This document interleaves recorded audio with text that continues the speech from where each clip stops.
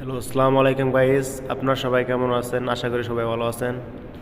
এই যে দেখতে পাচ্ছেন, এটা আমার কাছে মনে হইতেছে যে মাছ ধরার জালি অথবা পশু পাখি রাখার মতো একটা কিন্তু এটা সৌদি আরবের তেরাইয়া, ঠিক আছে?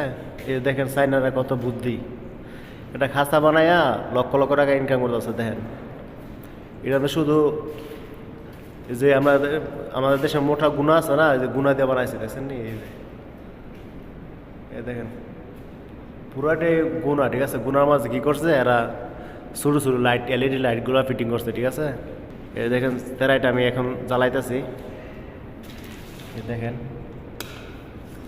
এই দেখছেন, দেখেন কি অবস্থা।